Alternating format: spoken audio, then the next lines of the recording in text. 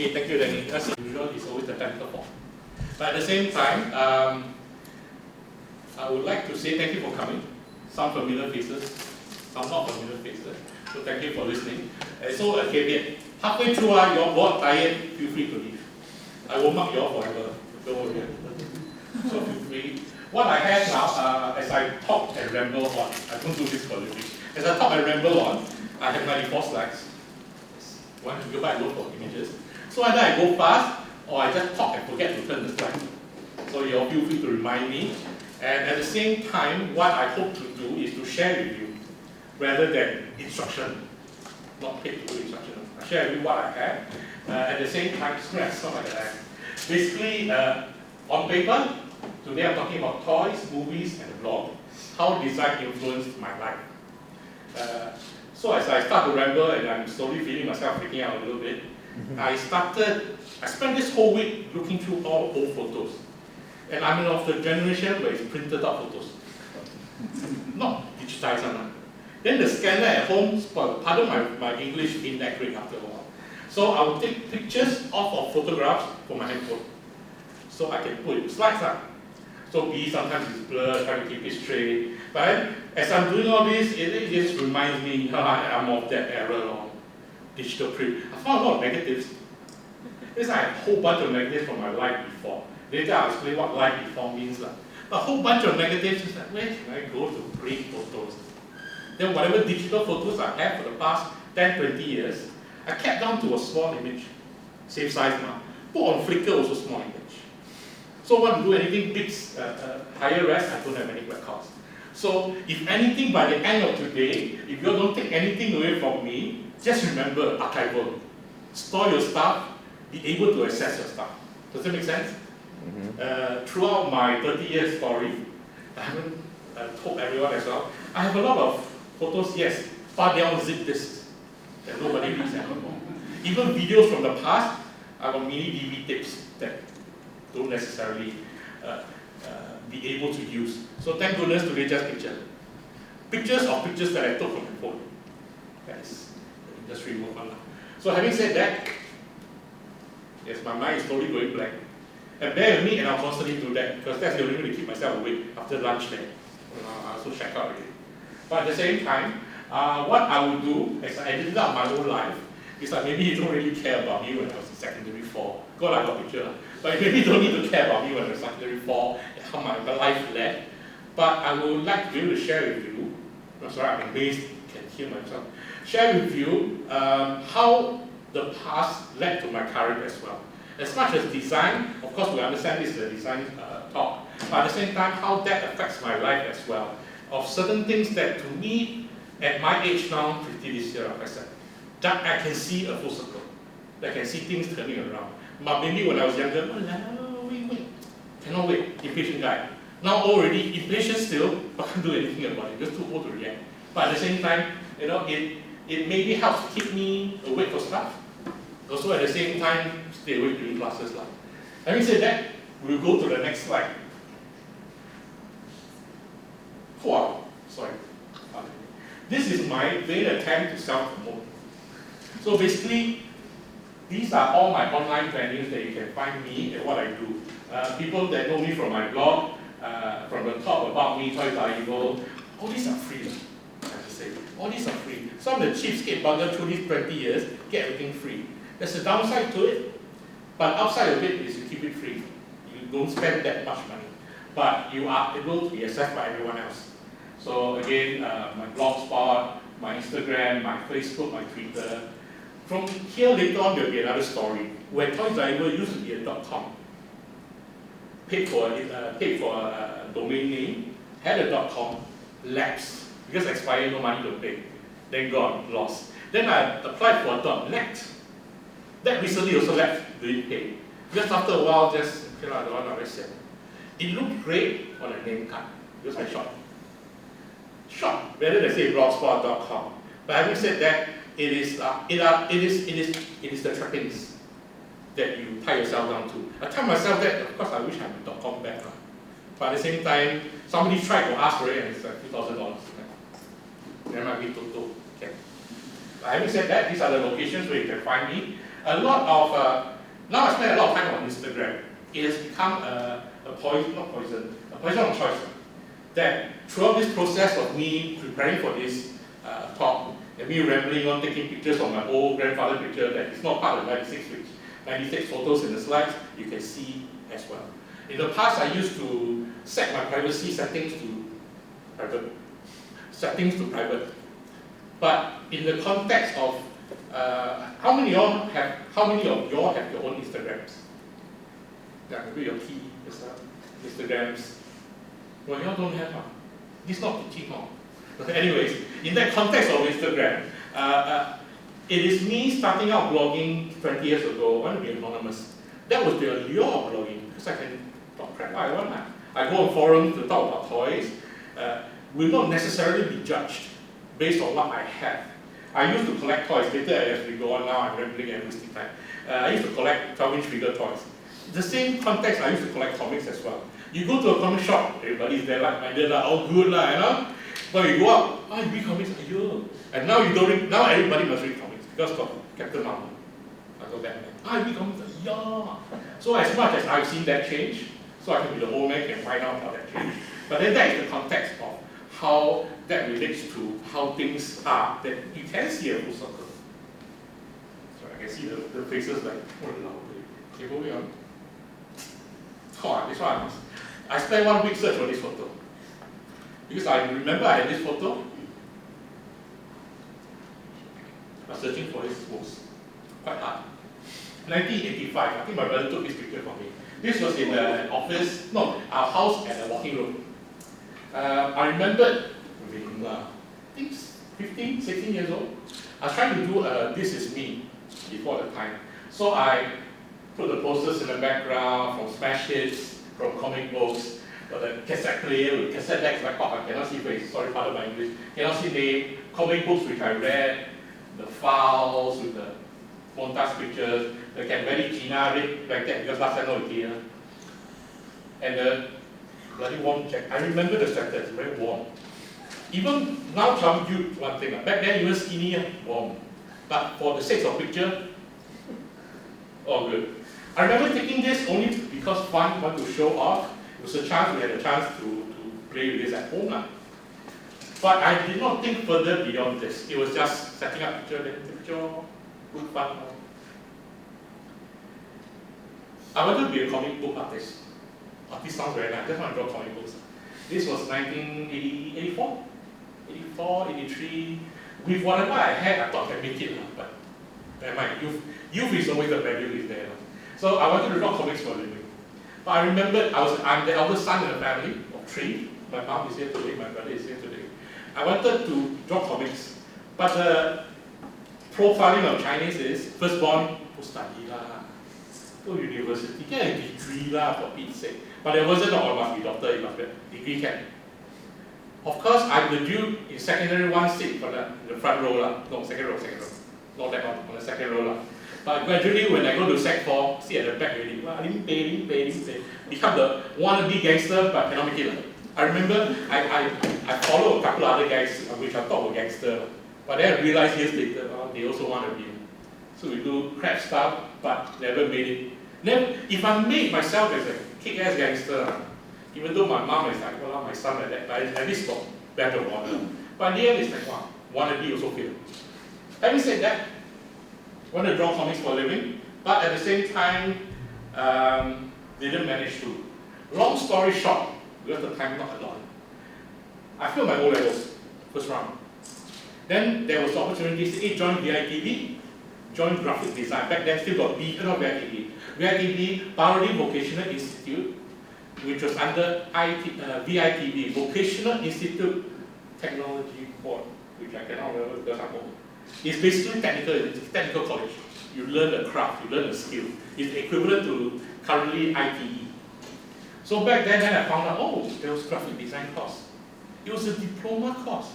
It's like, okay, graphic design, can draw comic, can make money. Then I joined Parody Vocational Institute. You still can see smiling. This is obviously, don't know what I'm doing, put leg on the table, still can relax. I basically did that for 3 years. Okay, I'm not saying jialat, but I graduated. Did I graduate? Yes, I did. This is what I did for 3 years. Now, this is for the first foundation course, first 3 months. I remembered, sorry if I'm rambling, I remembered when I said I failed first O level, I went to VIPB when my parents went there to like check out my portfolio, like can I get a seat? And everything was fine. They looked at my drawings, which now thinking back is horrendous, but I wish I kept records of. But the thing they asked was, how much did you get for art for O levels? Which is very fair. But that's like, how much that? Because my school did not offer art. I'm in the art stream. But the school, the rationale for not offering art was because no art teacher.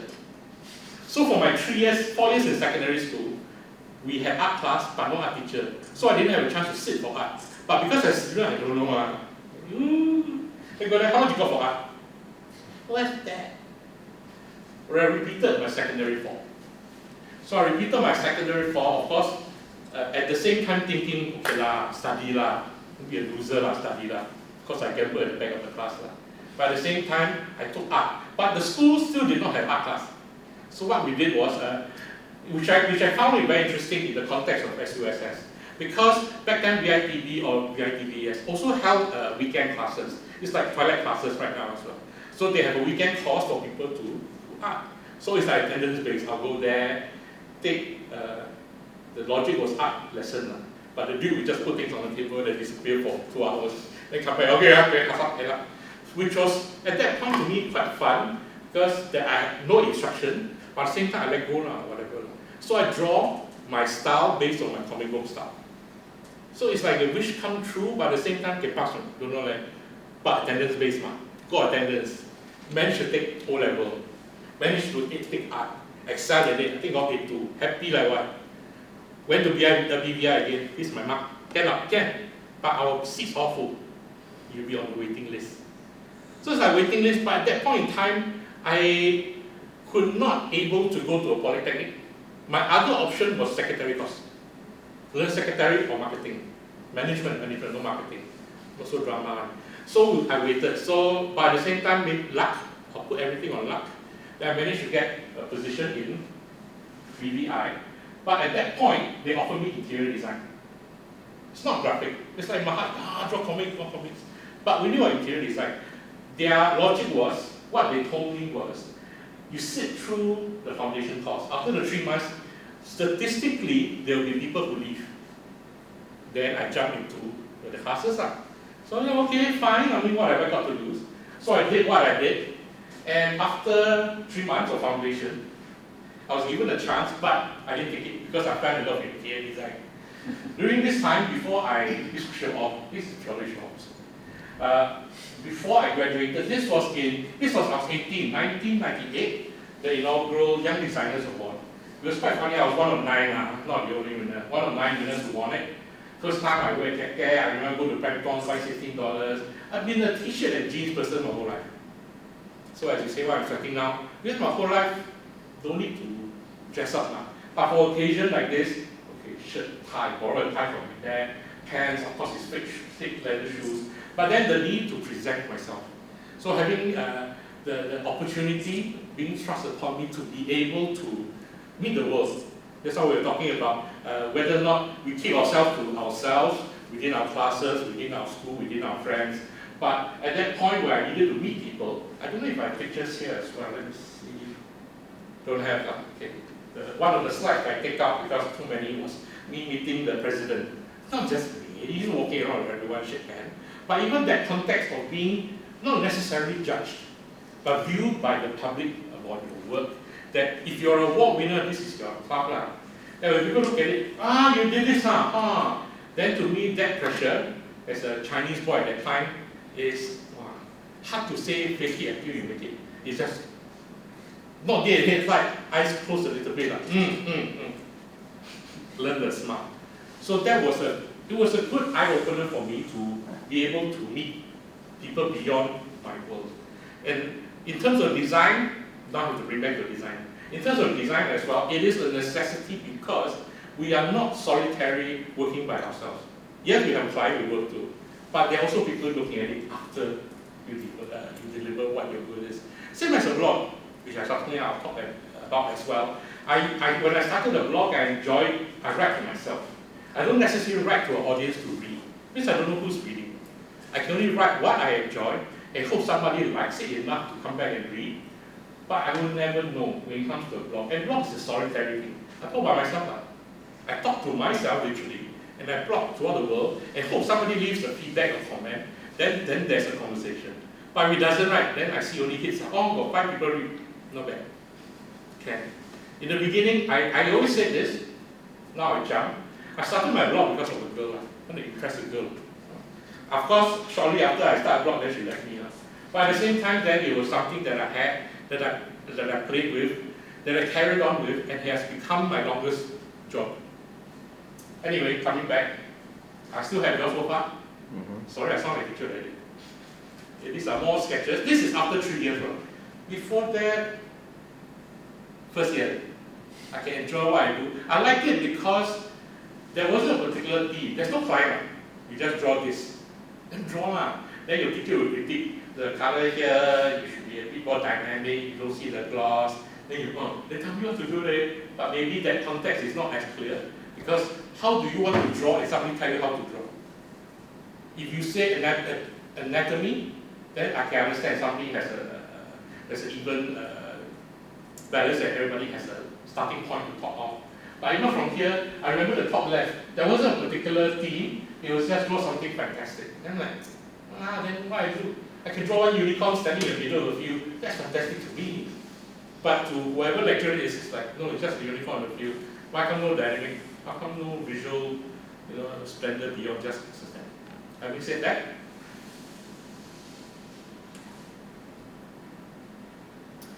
what I didn't have pictures here, which I'll put on my blog eventually, was what I won the contest with. As an interior design student, this was funny. It's a contest not even for school. It was a project everybody was forced to do. The teacher would come, okay, you all do this, starting by this time. Go marking or not? No, it's part of it. So what I did was, I did it on the last. I used, my brother collected records. So I did record sleeve, different shapes of record sleeves. Because I don't need to think, I just play lor. Then when I won the award, I was like, wow, like that can I know that. Then from then on, it was also a burden, I will say this right now, because I've always felt that I was just lucky. So whatever contest that came on, even after I won this, I constantly joined the contest. Even a few years after I left school, I still joined. Because, okay, cannot just one strike, I must win again to prove my own worth. That has pushed me throughout my entire life. But at the same time, I'm also grateful for it. If not, then I win already, move on. But having said that, it is a burden, but I appreciate that burden. Record sleeves, online. This was my final project. You can see the drawing also a bit start already. I happily very narcissistic show pictures of myself when I was younger and slimmer because that's all I can do. But having said that, this was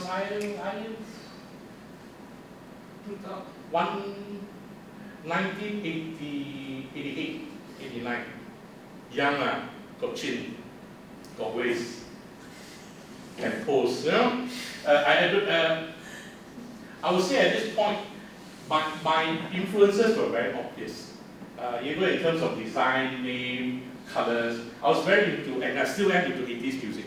So I no doubt for me, Hall of Sun is like sure some Tears of Fears music somewhere. And these are the things that have informed what I do in terms of design or whatever I choose to do throughout my time, from young. Even as I get older, I still go back to whatever I resonate with. Yes, maybe certain things that you like visually or visually what other people like. But at the end, I still have to be able to connect myself. If I can't connect myself, whatever design you talk about is pure aesthetics. Pretty, if it's pretty, it's okay. In terms of toys, later we'll talk about as well. One toy that looks great, but there are multiple colorways. There are multiple colorways, one fabric, there are 5,000 different colors. It's endless. Then, can you say, oh, I like this, I choose this, oh, your taste crap. Oh, you have good taste. How much is it? So a lot of people will talk about that context, but maybe for me, regardless of what it is, it's the connection that, be it if it's selfishly, and I will admit if it's a selfish thought, then it is a selfish thought. but it has to connect to a certain degree. If it doesn't connect, then what's the point? You know, we're always either, I would say copying everyone. I teach part-time in film for a few years. Even to my students, I would say, you want to copy, make sure you copy that well. You don't do a copy and you fail your copy. Then what's the point? If you copy, if you can achieve copying someone and reach that standard, then yeah, you can do it lah. Then you choose to do better. It's the same context as a lot of toys. A lot of people now have bootleg toys, made in China, fakes. But to me, the logic is, the toy making is not an aspect because they have the technology, they got a factory. You can make a bootleg toy. They just use other people's IP. But it's wrong, but at the same time, it is not about how well that toy is made to a certain degree. A lot of people like the design, they like the name that attached to the design, so hence that importance. So to me, in terms of connection, that is important to a degree. As I go on, maybe a bit clearer. Okay. Sorry, I'm walking rule dominance. It's not fake, now they give the hashtag. Back then, when I was in army for 2.5 years, there's no such thing as rule dominance. Just earn my money and bugger off home now, you know, and that's it. I didn't have a girlfriend then. No, I didn't. So I was lucky in the context. I was in a situation after my training that I was office bound, but not downgrade. I was office bound doing security work. But because of that, I had a chance to freelance a lot. The thing about, I'm sure people would know to a degree, and I ramble on as well, I keep on forgetting to look at the watch, is in the army context in Singapore, guys, the male will be conscripted to go to the army. That one is without doubt. And I delayed myself going to army as far as I could. Because I remember O-levels, I failed. Then I retook my O-levels 1 year.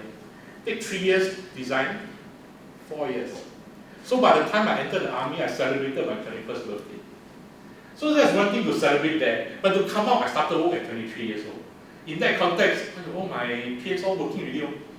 But having said that, during that time in the army, I had the opportunity and a chance to do multiple design work. I designed a series of mouse stickers. Never mind, paid. I did logos but never paid. I actually did, and this is my pride and unfortunately, I actually did a 60-page comic. I co-wrote and finished and inked a 60-page comic. That was paid for. But at the same time, they chose not to print it at the end. For me, it would have been a badge of honor because, yeah, I'm a published person. Then my dream of doing whatever comics I had in the past would have solved that. Whether or not it pushed me on to the next, it doesn't matter because it didn't happen. So now is the only chance I can show you all, besides on my Facebook, that there is an existence of this, but I'm not going to get copyright, get into trouble and show you all 60 pages done. But at the same time, whatever had been achieved during that time is, it did help me push and move on to the next. Besides drawing the comic, drawing mouse stickers or whatnot, I also did stage design actually for a local contractor, which I also won't name. And that probably helped me, exposed me a chance to do stage design per se, because I've never done stage design. Interior design is one thing, but stage not necessarily. So I bashed my way through until, wow, I'm very happy to see this picture. Because I probably won't get this picture from myself again. This was I came out from army, 1993, 93, 94. Arrogant. I was working in a design firm. So my first job was an interior design firm for a year and a half. Sorry about the timeline. I was a junior designer, not going to pretend. So I was very familiar with razor blade because you have to script drawings. So I spent time scripting drawings, printing drawings. There were design discussions, sure. But because it was a big company, there were 40 designers. So you go there, yeah man, I want to do design. But there are 40 designers, then you're like, you're the bottom. Then learn from bottom are fine. But then you're in a team of 6, there's only so much you can push and want to. Then I was ambitious enough to want something. But then I also recognized, until later, I'll tell you a story later on, that I wasn't there yet. But I was part of a few teams and we did projects. I also recognized I didn't have the patience. I remember at the beginning of my job, we did some drawings for concept that the client approved. All good. During that year and a half, I was in the office or in the company. We went to various stages of, after the drawing, what do they do? They did the foundation, they built the foundation. After I left, they only did foundation. Then for me, I want to see a result. I want to be able to see a result. But there isn't a result because it's still ground. After 1 year, it's still digging ground. No, cannot. But having said that, it's me being impatient. Maybe, I wouldn't say maybe, I haven't thought about this before, but now I recognize maybe it's because throughout the years in the past, I read comic books. Used to reading comic books. Read from Chinese, English to manhua to whatever. My Chinese cannot make it, sorry mom. But I see action now. But at the same time, you have the instantaneous, you read, the result happens, something happens, wait for next week, something happens. So you're used to absorbing results. But when I'm working, yes, the monthly money is good, not good, it's great, not great, but it can work. But at the same time, I don't see a result. Don't see a result, of course I start to question my work. I've never been a confident person, and I still am not. But at the same time, stand and talk, there's no other difference. You just need to push through. So I can't say I'm bountiful of confidence, but at the same time, it's paralleled by my impatience to wait for something to happen to me. So I'm doing it myself. So having said that, this was me. Now I recognize what I'm doing. This is not my design work. I was doing something else myself. In my own portfolio, nothing to do. Now when I see this picture, no wonder I smile like that. So I was using the company resources to photostat stuff, print stuff. Having said that, now I can say it because I'm no longer there. But having said that, it was my first opportunity to be part of a group context, to work under, not just under people that whatever dreams I had in school, when it comes to design in school, you're given a task, your teacher is a client, you draw. You happy draw. I excel in developmental drawings. I always have tons of developmental because I know my result is not spectacular. I'm not deluded to think that I'm such an exceptional designer, I have great results, but I enjoy the process. But having said that, it was teachers who forced me to draw, but because they forced me to draw, I draw more. Then I constantly draw, I have like a lot of developmentals. And I see as a lecturer, now as a teacher myself, wow, good. The path of education is very good. So to me, that helped me a lot more. Even until now, when I sketch for myself, I don't rub away my pencil marks. I still see the pencil marks. For myself, I guess it's fun and it gives more texture to what you can create. But understandably, whatever you design, you go out to the public, you give everyone else, people will judge you for the end result. They won't judge you for the process you went through. They won't judge you how long it takes to do this. I remember during film as well, when we always say, I have no budget. Wow, do this film for me, no budget. But for all intents and purposes, I'm sitting in the cinema, I don't know your story, I look at it, it's crap. Oh, because no budget. It is results-based, and that cannot be denied. It's one thing when I talk also about we design for peers and design for public. Design for peers, people at the same time, we know what each other is doing. Then you can see the blood, sweat, how long it takes. You go to public, I don't care, it's crap. It's perfectly what it is. Nothing wrong there. Not going to say anything beyond that, but this face at this time, dancing at Hard Rock Cafe on the table, don't ask. It's okay, because first time get salary, can do a lot of stuff. These are some quick pictures, don't worry. This was what I did for my time in interior design and freelance outside. One thing about interior design which helped me was I was decent at drawing. I can illustrate. I was talking about the firm, the name I will not mention, 40 designers. Imagine there's 40 designers in the whole firm, only one person was an illustrator. Then you think, okay, they want to keep standard look, fair enough. But imagine 40 designers, one illustrator, and he drew everybody's design. So it's a house style. But after a certain point, it's like, you power, every day you draw, every day smell copy markers. Then I became the second person to do it because I could draw to a certain degree. It always used to boggle me. You cannot draw, man, cannot be right. But maybe people just choose not to draw because it's added effort. But for me, it was a chance to draw. I can exercise, I can practice. And it, to me, was a good chance to practice because I'm used to drawing then. Moving on, I'll tell you why later. Design for television.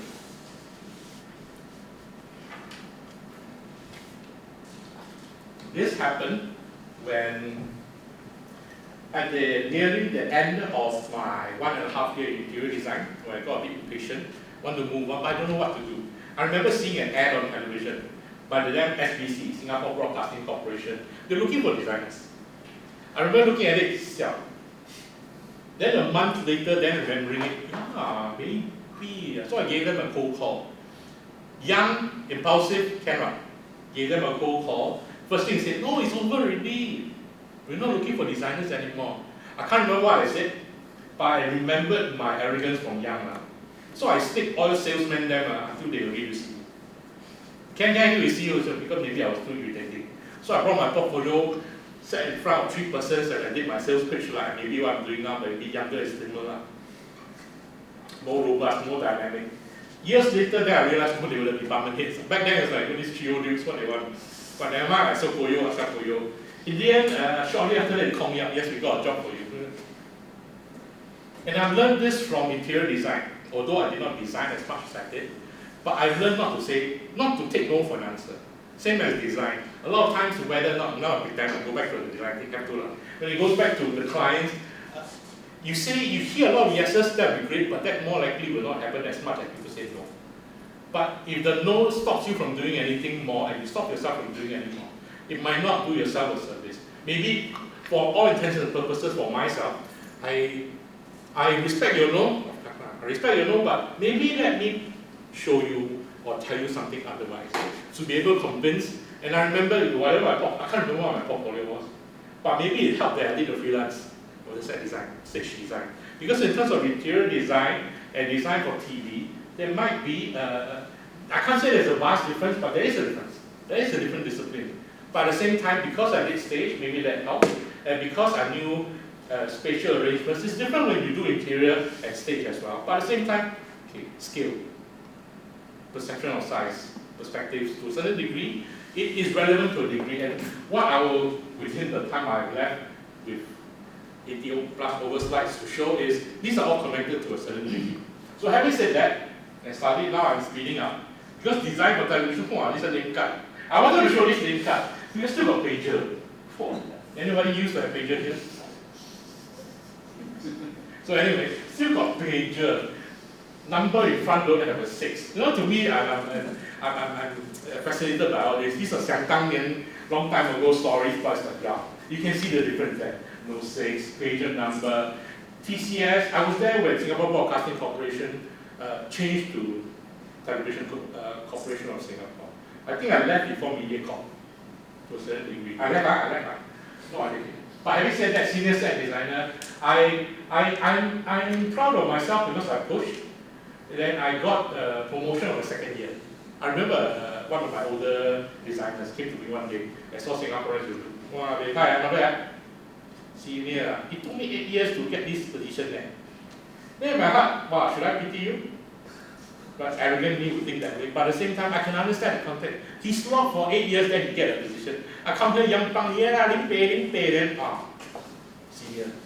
But I cannot deny that. That is also a context for me. Even now, as I blog, I can say my blog, last time people know. But now there are other blogs as well. There are other people doing as well. So how much the level of keeping to something that I had versus moving on to something else. Same for design to a certain degree. How I look at design 30 years ago, and I look at it now, it might be different. I remember interior design time, I wanted to be Philip Stark. Anybody know who's Philip Stark? Anybody else here know?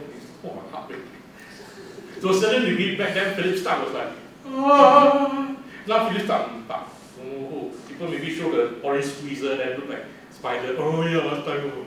But I can also understand because the context is different. Same as pager now don't exist. I got like Captain Marvel. Pager don't exist. Telephone number don't have 6. Moving on. This was one of a concept sketch which never happened. Concept sketch for one of the shows Gilbert World. I'll share this because I can share it now. It's hilarious. Because I know they couldn't make this. I know they couldn't afford to make this. Because I knew the budget. But at the same time, you can draw lah. You can draw also happy, take photo, 30 years later can show off in the slide. But at the same time, it is a chance where I had the opportunity to sketch again, to draw again. The thing about TCS back in the day, it's something that it dawned on me, that when I went, that I recognized a lot of people present to, what the designers do, they get a brief. Okay, I got a show, it's an award show, they give me a set, this is the money. A lot of times, no offense to the designers in the past, I've seen their presentations, they're all in black and white. They're never colors. I'm like, why ah? Then the photostat one piece paper, no mounting board, whatnot. Like, why ah? No pride. It was years later that I realized it's not about no pride, because people just don't give a crap. Then when I started to do color on my work, I can't stand on, hey, don't spoil market. So I don't know how much context, if you can understand Singlish, sorry, my English is all Singlish nowadays. But in that context, it's like, it's just color. This is the standard that anybody minimal expects to see. But even through the years during that time, this was early 90s, it was also, I went to an environment where people don't need that, don't want to do that, and they photostated blanco that thing and just use that, where they have a folder full of 10, 20-year-old drawings that were rejected, that are recycled out, blanco and change the date to present to directors, and they go for it, because the budget permits. So that was the environment that I knew. No offense to the designers then, but I learned through that as well. So this was unfortunately not made. Sorry, I just want to show a picture of myself. Yeah, back in the days, got ways I'm very happy to show. But this is also the opportunity where I can go to work wearing a t-shirt and a pair of Bermudas. This has colored my entire life. So, like I was saying, wearing this here today, wearing long pants, was stressed out. Set my heart. Oh my God. But having said that, the environment then was more results driven than how I look. I did not show a picture because I don't have, during my interior design days, back in the day with a smiley face, right? I remember going on set, going to a site visit. First time, my freelance team leader, short girl, wear all white. I'm like, why are you wearing white? Then tennis shorts, what the hell? Then we go to a site location. We're meeting contractors, developers, and real estate agents for the first time.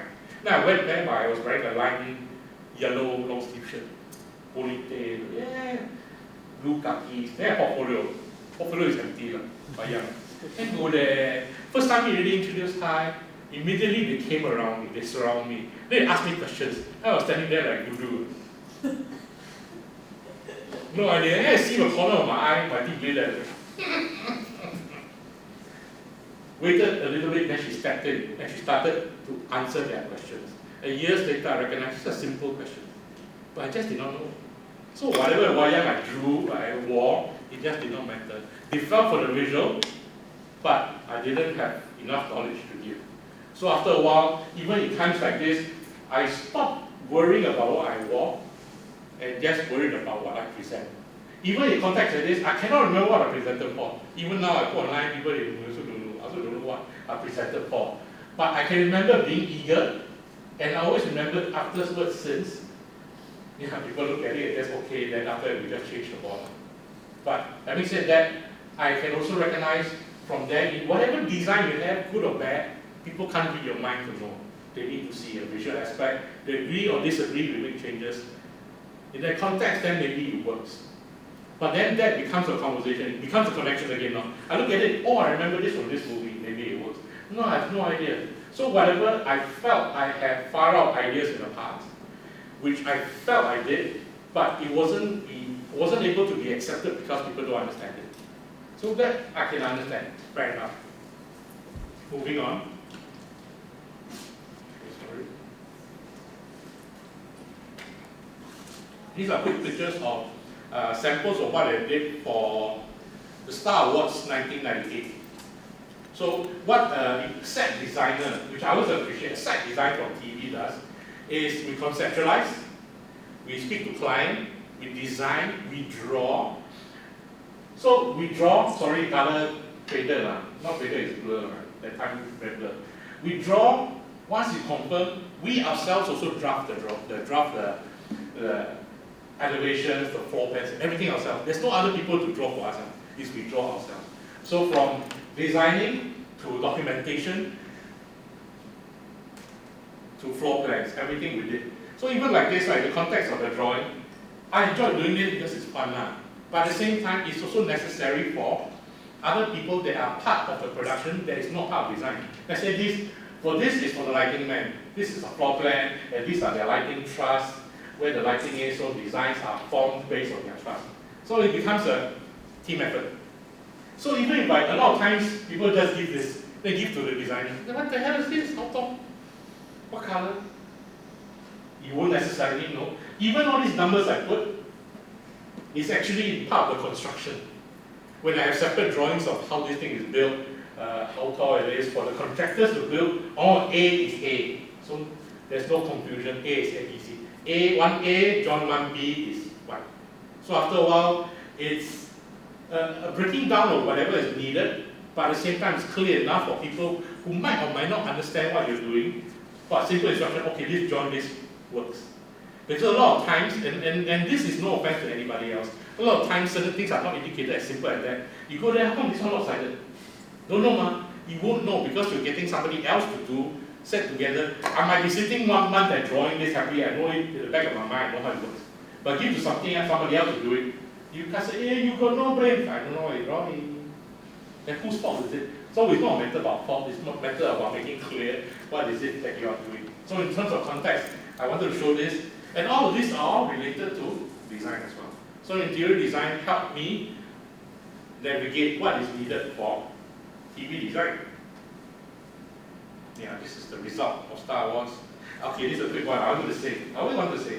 The one of the key things, there are many key things. I'm always very grateful for TV design. They used to taught me everything I knew about film afterwards as well. But one of the things I learned from TV design is we used to recycle sets. Recycle a lot to save budget. This was from SUSS. You all remember, because every time we watch our own fellow designers show, then we watch, there are one. Then we tell our own kakis, the people who set the set, keep going. Keep going. Anybody? Joke. So we'll do constantly, right? This was from another show, this was from, okay, I did this one. This from another show, this was from another show. So basically that's what we did. We mix and match. So learn from the past, mix and match, save budget, but of course want to be unique. At the same time, you can't think that people won't see it. In the past, I made this very profiling. So I did a design for, somebody did a design for Indian award show. Then it's like, okay, I'm doing a Chinese New Year show. Never mind, I use the same set, people won't see one.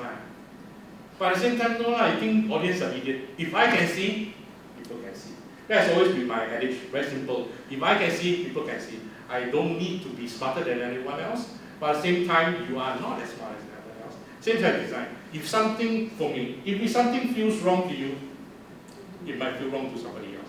So in terms of design, even for set, it became something that was in front of everyone. Let everybody see in front of TV. If it sucks, but that's the thing, people might not necessarily look at the set. That was a struggle we had when we were designing, when I was talking to the lighting man. And in the past, before designing for TV, when I watch a TV show by myself, they look at the set, wow, look like crap, eh? Well, the lighting never use brain do one. But once I start speaking to them, talking to them, we can understand. And it's the growth that everybody lives with. I don't know even until now. It's because everybody compromises. Because in the end, design is compromise. But that compromise is in lieu of expediency. Instead of solving a problem with a great solution, we solve it as quick as you can and just move on to the next. So a lot of times, even for stage as well, and then I start to respect the lighting designers more. We'll sit down with my drawing, with the floor plan, with the elevation, then recognizing, oh, this will talk, next time to give lower because of my light. Then we learn. Then that's where the group adage makes sense. You're honing a craft. As much as I would love to hold on to the notion of honing your craft in terms of design, a lot of times it becomes work. Because if you're not honing your craft, you're doing what you're doing, then you're just using tools to finish your work to give.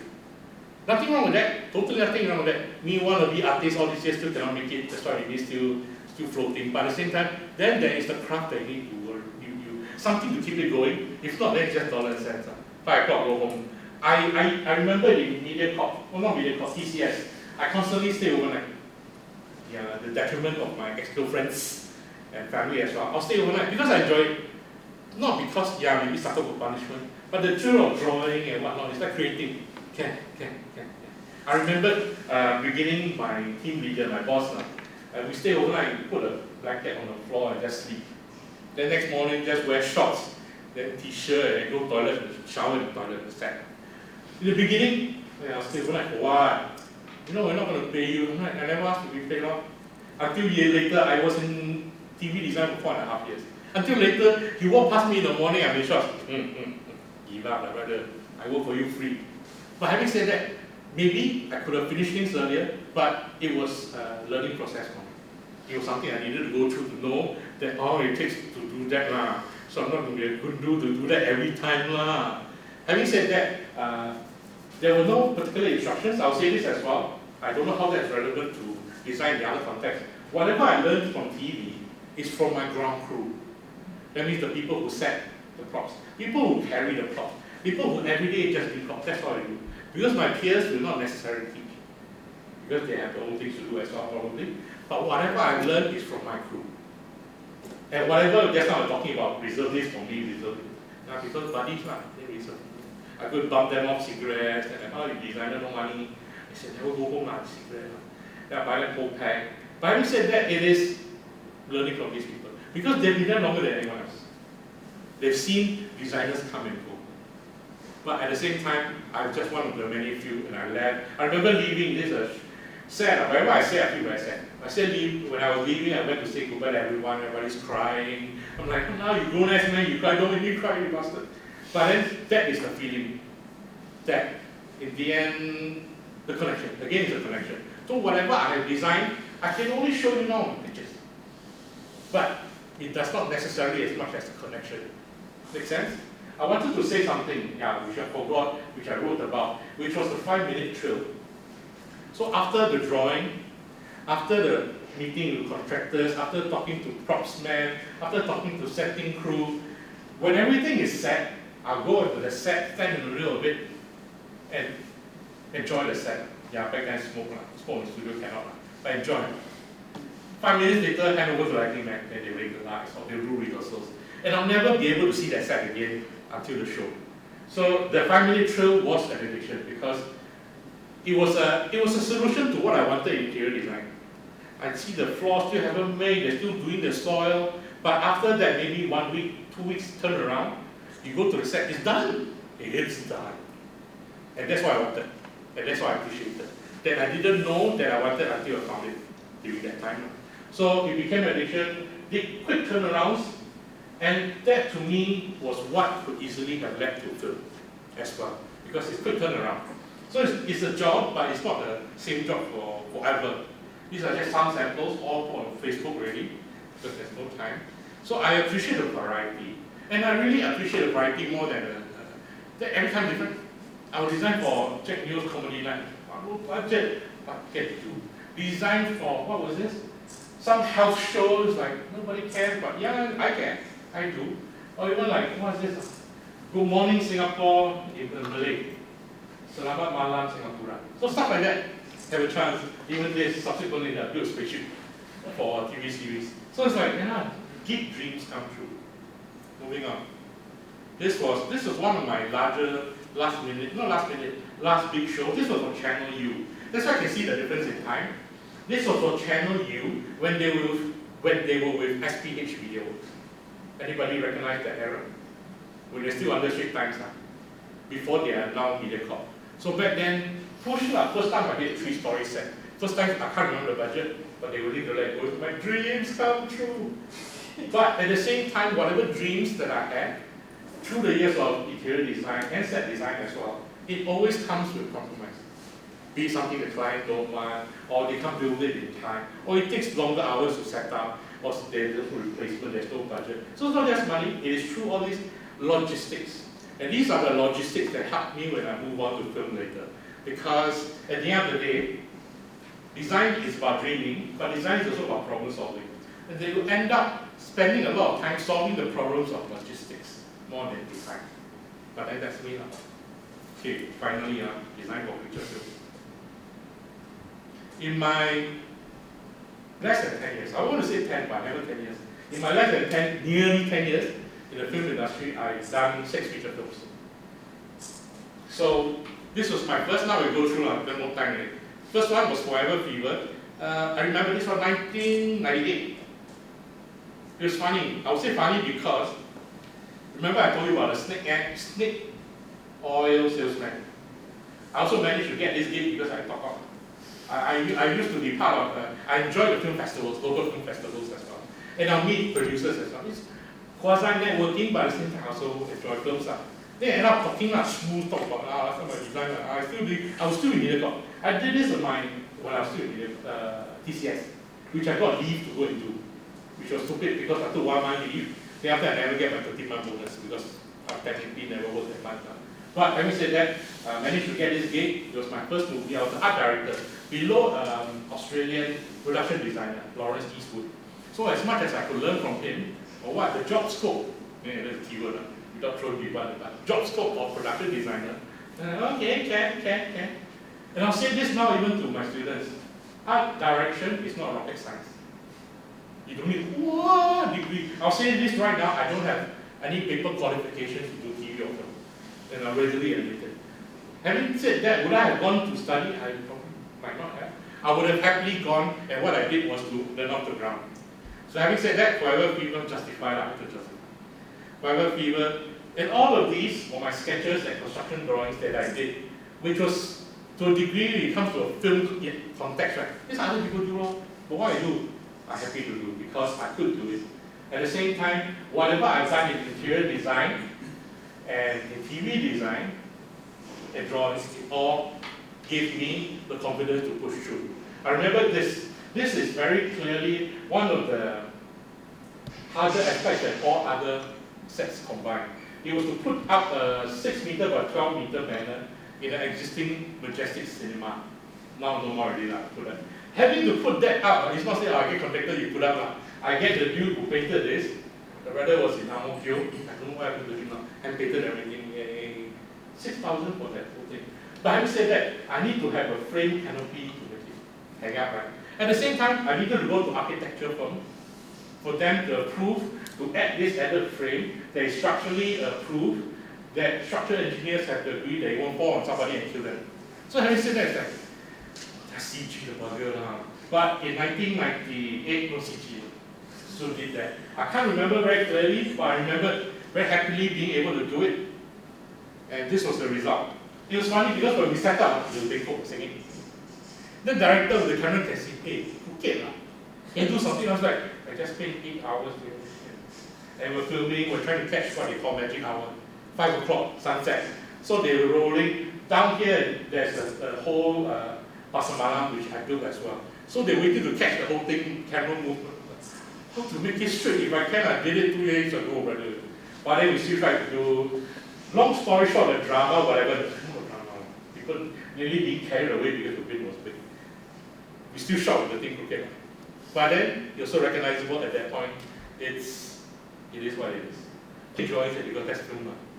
Not saying you can get away with things, but all these stories and all this fun is still part of the passion. Yes, you vomit blood, but yeah, okay. Next time you do it, not going to do it like that. I accept it out of the way. Having said that, even from here, top left, this is a sketch for the room. Even basic requirement directors say, okay, I want to have an Audrey Hepburn photo because of poster, a Bruce Lee poster, because it informs the character what they do. And subsequently, so this is the room that we have. So get good instructions, and clear instructions enough for you to come back with designs would help to get a unified agreement, whether there are surprises on set. Let me say that. I'm saying things you already know. My second movie was a teenage textbook movie, VHS tape. So Jonathan, he was the producer for this movie. And this was my second film, immediately right after Forever Fever. And I was still in Mediacorp, TCS. So I went to my boss, hey boss, I want to make a movie.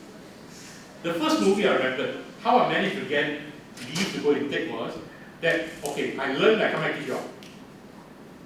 So by the time I take second movie, I thought, you want to teach us? No, I want to confirm what I learned so I come back. And I swear I'm not just talk about it. That's how I managed to get. But this time I'm going to take unpaid leave, not be stupid. Take leave, agree. Third movie, then I tell you later why. Anyway, this section movie is one of my more documented pictures, movies that I did. I learned from them whatever design you do, archival, learn to archive everything. Unfortunately, all my archive small pictures are asking.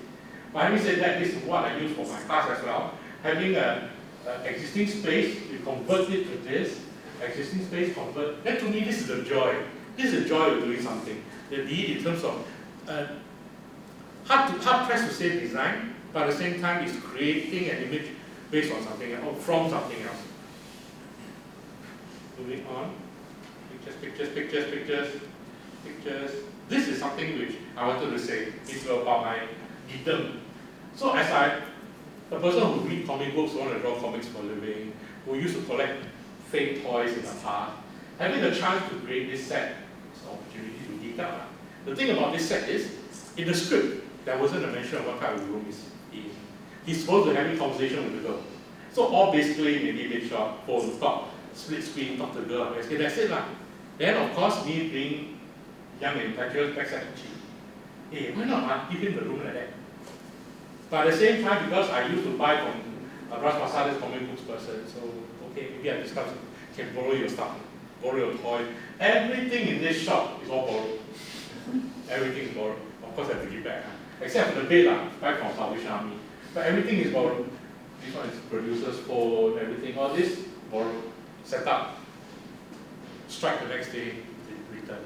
But I said that this was an opportunity for me to geek out throughout my years in the project. Whenever I can, I try to add comics, toys on set. But not every movie or TV project allows it. But you know, there's some little thing that I like to do. Moving on. Coming back to this picture, which I did not recognize until later. So basically what I was doing when I was young was basically the same thing. I'm setting up the stage, trying to tell the character what he is, what he likes and what not. And it did not occur to me until later. Yeah, I'm just reliving my life. Then, okay, that sort of works to a certain degree. Then to me, that's connection.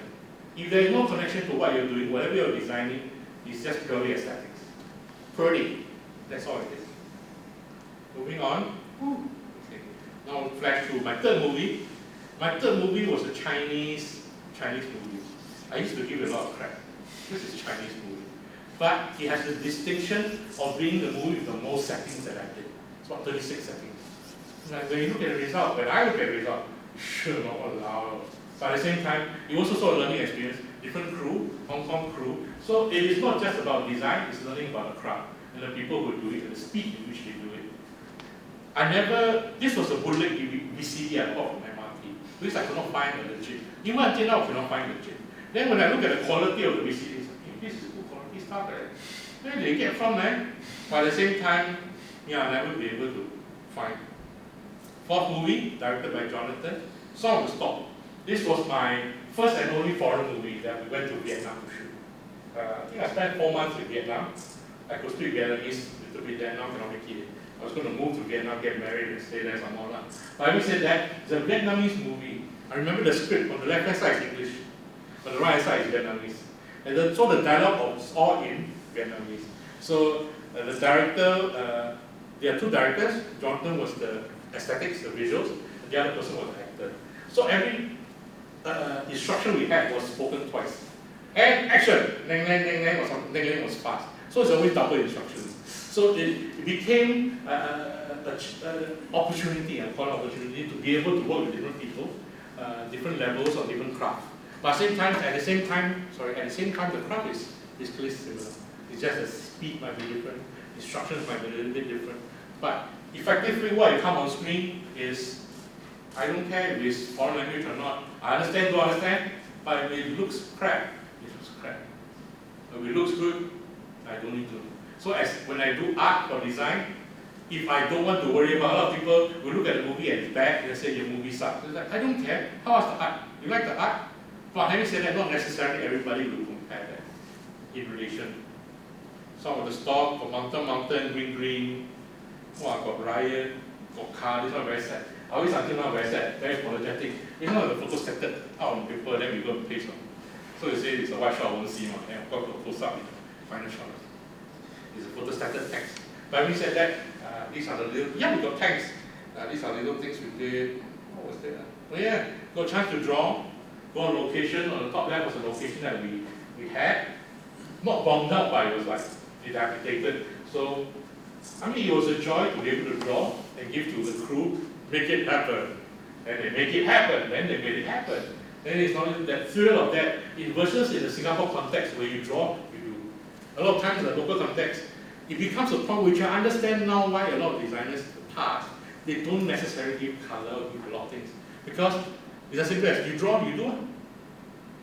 Nothing wrong with that, but at the same time, people will feel committed to do something. Even a lot of times now, say storyboards and draw, show me storyboard, show me what's going on. You draw, you do lah, you're so young, you're so smart, you do. Then to me, that craft is gone, because you're not communicating really. You're talking about who is responsible for something. Then whatever is lost in the middle, that's what we see. I can't say it all, that's not fair to say, but some. Sorry, this is just showing off. See my name in print beyond the credit roll, this is what off the brochure, the booklet. It's like, oh, I see my name happy. And I'll never deny seeing my name in the credits and whatnot, because they say, hey, that's me, man. Because whatever we do, with whatever money we earn, 30 years later, I'm still showing you this. Whatever money I earned, I spent already. Whatever days I had before, I finished already. What is left is my legacy. Whether or not, now I can show you all this, but you have not watched the movie. Has anybody watched some of the stuff? Now I can show off and see, because you've never watched the movie. But having said that, if you watch it, maybe the context is different. The connection is different. Moving on. This was my crew. Then I realized during the middle of the shoot, now I'm telling stories. I remember in the middle of the shoot, there was a long shot. The camera was here, I'm seeing. It's like a 5-minute truck ride. So the truck will come down, then the camera is there at the bottom of the path. And I remembered something was missing in the middle of the shoot. So I'm shouting to my standby, bring that thing. So somebody from far take up something and run to me. Until run halfway there, I realized, oh my God, it was like, all my crew like 50 plus 60. I was 30 at that point, 31. So people look at me, 31, Singapore, but at the same time, my crew of 50 plus was running. Then I'm thinking, oh my God, I just made my father run. In that context, I understand that. I look at them now, oh, they're all my seniors now. But to them, maybe they've seen a lot of young 30-year-old punks come and do this crap before. Yeah, I know your stuff before. But having said that, for me, it was an exercise to be able to work with them. Fifth movie, Perth. Has anybody watched Perth? I asked now because the new one. 2004. Perth was one of my more favorite movies that I did, because I achieved what I planned to do as close as I could. Based on like a 2-man crew, I got a limited budget. But because I got a limited budget, because I got limited crew, and because of experiences from before, I knew what to deliver, what we can do more, and what to promise the directors and what not to. So, but at the same time, everything is clear on board. We went, like for example, you go for location recce. Location recce, that means reconnaissance of the location to film. I remember I wanted to paint the wall a particular color. But it's like, they're not going to paint. And it is a camera test. They bring the camera to film during afternoon time to see how the light is, how people react to light, whatnot. So in the end, I brought different shades of color paper. That is the color of the wall that I want to paint, and put it on set. So that's something to me is like, oh, I agree with myself doing that. But a lot of contexts, we don't necessarily do that. We just use as is. So these are the little things which I embraced more in this movie. 5th movie at this time. It's a bit hard to say, not show visuals. If I could show video, that would be great. All of these were bought from thrift stores and Sungai Road or whatnot. And not necessarily borrowed, or bought. And all of these were no receipts. One thing about film production, you buy whatever, you have a receipt. Because somebody gives you the money, you need to give back. But this one I mentioned before, dude, I won't get a receipt more. So if you trust me enough, I'll take a picture, I'll label everything with price. So out of all these are all bought for at Sungai Road, flea markets, somebody left over or whatnot. So it was all built up. So that was fine to me. Oh yeah, this is one of the instances you see Polaroids. Anybody get familiar with Polaroids? So you see this Polaroids. It was necessary for us on set to take continuity photos. Take a picture, this was how the shot is, we make comments, what scene was this, what was this going on, remember this and whatnot. Remember this, because this was the era where we used Polaroids, a lot of people taking prints on the page. So again, more Polaroids. Coming back, this is the US Region 1 DVD cover. Why I go and take this? Because somebody passed on me. Because this was the only one that has the set design featurette. So part of my dreams of having my designs be more than just you see on screen. There's like a 10-minute talk about designs which I did. Which was funny now, but this was the time more or less when I was doing a blog as well. But how were I to communicate the pictures to people in the US? So what I did was I did a blog. I did a blog of behind the scenes that I don't put the address to everyone. Right? Then I wrote out whatever I want to write, what I described what the behind the scenes was, and he took the pictures and used it and they edited it into a featurette. The funny thing was the director did the audio recording himself. He sit inside a cupboard closed door and just record off the screen. There's no money now. But then, okay, then that, even until now I can't find a DVD, which is a bit of a waste. But it's a lot of time, I would admit, a lot of it is selfish that I get to satisfy my dreams. I get to do this. I got a DVD feature there. But having said that, it's more, I'll talk more about that later, when we have time. Probably at this point, this was a more poignant picture of why I started out my career thinking there is no bad teams. There's only a bad team leader. But at this point, much later, I also recognize you're only as good as your crew. You can dream, I can dream whatever I want. I can think I want to do this. I wish I had want to do this. But if I'm not doing it alone, I'm also beholden by everybody else. So be in terms of design, you draw whatever you draw, you create whatever you create, but it's just yourself. There's no particular anybody else. Be it if they're helping you to create it later or they critique on it, that's the aspect that's missing. Final film, Rice Rhapsody. These are just some pictures. I will not go too much. You recognize from this point there's no Polaroids. Because at this point it was the director said, never mind, take digital pictures. So refer looking at digital pictures. This was before the advent, 2006. This was before the advent of smartphones.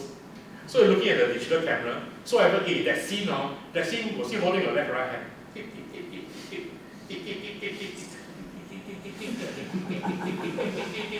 No, the other scene. Of course, now different with the headphone, I will scroll this one. But back then, that was the context. And even then, as I flash forward, flashback, this was the Polaroid before. Just want to make a point. And this was the Polaroid before that. Notice the emptiness. Empty space for you to write, never write. Then until later, when they print crap on it, then you want to write, it's like, visual. But having said that, to me, that is also a gauge of seeing the time spent that I've been doing this. Okay. Now I'm overrunning, I apologize. Are you still with me? Yes. Thank you. They never switch off aircon. It's okay, not a talking better. Quick shots now.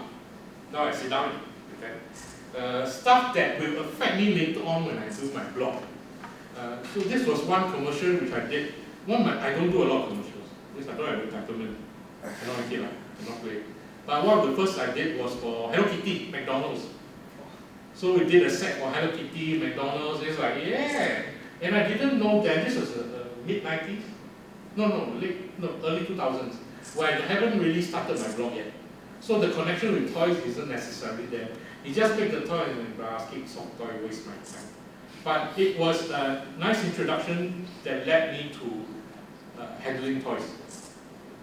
Anyway, these are pictures of when I was, during making films, I was in a production house as a creative director for 6 years, where I had a chance to do beyond just art directing. I was doing camera directing, got a chance to create opening, to me it was the most fun, opening sequences to a program, like maybe 30 seconds, 10 seconds. That to me is like, yeah, you have fun, and stuff like that, which to me, visually, from whatever I do in the past, I draw comics, whatever I wanted to do in a short-term format, that helps. So moving on. Subsequent to, these are two long-form TV series. This was for Rouge, which we did. This I want to point out, because this particular series encapsulated what I have been doing before as a hobby, and afterwards as a blog. These are all my own toys. Sad to say. Not sad to say, no, not sad. Proud to say. These are my own figures. Then I use my own clothes, yes, so I collected stuff like that as well. But I styled what I felt the main characters might look like. On the top left is what I drew, what I felt the main characters might look like. Then in the end, with whatever it is, it was used in part of the opening sequence for the opening title of the TV series, which was here, which I art directed for. So to me, this was it was a stronger impact for me because I managed to live my geek life. I can get to do this, I get paid for it. I can get to play my toys during office hours.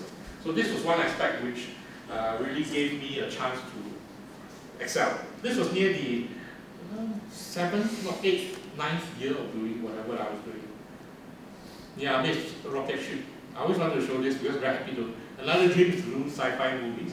But I made a rocket ship made out of washing machine parts. Yeah, we bought 6 washing machines and broke it apart. And then it's just buy stuff from IKEA, go to technical, whatnot, and just everything still work. But anyway, I mean, I'll go, if I have a chance, I'll go more to it. This one I wanted to show because this was the last TV series I did. It reached until a point where I was freelancing already at this point. I was freelancing, it was a short, long-form TV for Channel U. But my art department was a 2-man crew. It was me as the art director and a props man. And this basically is the props I prepared out of my own house, out of my own trolley, my brother's chair, which I'm using right now. And I said that I'll go take cab and go to set. And I'm like, wow, this is my life now. Which I cannot deny, but it also reminds me, yeah, this is your life now. And this is what is expected if you say no budget. But I cannot deny, I cannot blame no budget, then don't do that. But at the same time, you taste it, then you recognize what it takes to be, what it takes to make a visual work. That's what it takes. Toys Are Evil. How many of you here know of Toys Are Evil? I'm not stressed. So basically, Toys Are Evil is my online persona. I started this in the middle of maybe year 2001, where I collected toys for a living. This is my first website, where from in the past where I learned to do website from HTML very badly during the GeoCities era, pager era, I was able to do my website purely for fun to talk about my toys. It's more for myself to enjoy because since I spent so much money on toys, enjoy that. And so at that point in time, there was more forums, toy forums where people share. There wasn't a Facebook, there wasn't Instagram. So people might not know exactly what you do, but we go to dedicated forums to share. And also at that point in time is how you read comics. You collect toys. I remember a forum that was called Men with Dolls, which I loved the most because a lot of guys were into military for the macho, whatnot. So once you post, like what I showed just now with the girls, the Rouge girls, wow, cannot wait. So this particular forum, Men with Dolls, is for guys to be able to, guys and girls alike to be able to share their context without being judged. So even as before, when we say we read comic books and people judge for reading comic books, you collect toys, people judge you for collecting toys. We don't talk about like-minded people. We talk about everybody else. It's one thing you say, I spend my own money, how far I worry about you. But at the same time, I want to enjoy. As much as we go to a comic convention once a year, where we don't need to feel judged because, yeah, a lot of fellow geeks, we just enjoy, and what we want to enjoy is good. Then when a friend comes and says, yeah, I read comics also, yeah, what do you read? Superman! You read one when you were 10 years old, then you comic reader. But then this really eats on me. But at least you understand Superman. Make sense? Moving on. So I started not as a blogger, but as a collector. And I enjoyed taking pictures of toys. These are just some pictures. I post my 12-inch figures, buy props, do TV, do film, right? I buy props, right scale, do setting, even something like this. Yeah, of course Harry Potter, Hermione, without being a creep, but building a set. And it's basically just temporarily being in front of the tabletop and just take pictures. And it became my wish fulfillment. Whatever I cannot create on a set, on a real life stage, I can create and control my own will. I create my own, I am my own client. I want to build a Hermione's room or weird site like this. Then I get whatever props I do, but no monetary value, it's all hobby. But I'm able to fulfill what I want to do that I may not get in a real life work situation. So now people will say work-life balance, but then to me, toys is gone. Again, it's not just from 1/6 scale. 1/6 scale is like a G.I. Joe size, Barbie size. From there, I scaled down. I mean, the long story short of the toys is, in the past, when people buy very big, you waste money buying this crap. Next thing you know, hey, this one nice, this one nice. They end up buying to pose. So my excuse for posing with toys became my addiction of buying everything else that I can. So all of this, which I will not deny because that's part of my life. So all of these are toys. Toys, scale. It taught me scale and size. From doing TV, there's a particular scale, but when you look at a TV screen, that's what you see. But wherever a stretch on the TV screen, you go to a cinema screen, is one fat guy in the corner dancing. That size. But you go down to a toy size, it's another whatever still within the frame. It's all again part of art direction because whatever, you style it within the frame. Even for this, below got masking tape, got tape, whatnot, but I crop it, this is the frame that I want to take. So it became a visual wish fulfillment for me initially. Of course, starting out then, everything free toys are.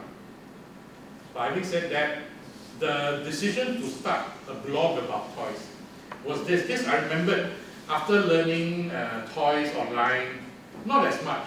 Back in the day, there isn't much information about toys. What I learned is on eBay. So whenever people list eBay, they'll list the settings. Then I'm grateful because cut and paste.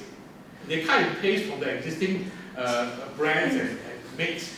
Then you read the info, there's not a reinterpretation, it's cut and paste.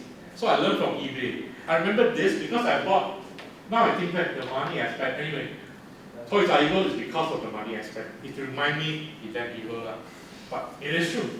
This was a gift to a person I obviously paid too much for the toys from Hong Kong that he sent to me. They say, hey, this one give to you. It's free. It's a flyer for Pete's sake. But it married the toy genres I collected as well. Because initially I collected toy figures, not as much military as I did streetwear. Then I started to collect Michael Lau. If you're familiar with Michael Lau, he's known as the godfather of urban vinyl in Hong Kong. So he did with more designer vinyls. This was his, but he did it on the 1/6 scale level. So to me, the scale, the size, and the temperament met me. Until now, I still cannot afford his stuff. But I was like, oh, God.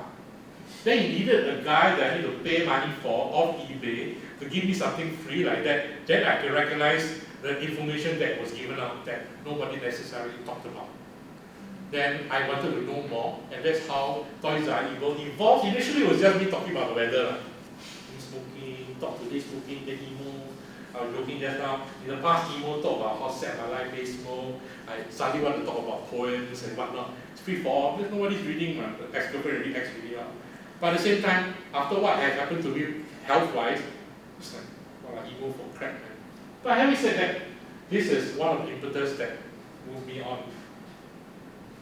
So beyond what I do right now, what I do currently is news. What's the latest toys? What's just coming up? What's coming out next week? But before that, it was a mixture of a chance where I could talk about other things. Like for example, I talk about my own childhood playing with toys, or why I like raising toys, or talking about my past when I collected toys with friends, or even the Lego and me. It is mentioned here about my late dad's passing. So to me, it has become a personal connection that yes, a toy, you can have this toy, I can have this toy, but this is how I feel about my toy. Or even, this is what, 2 weeks ago, I used to, like, top 10 toys that I collect.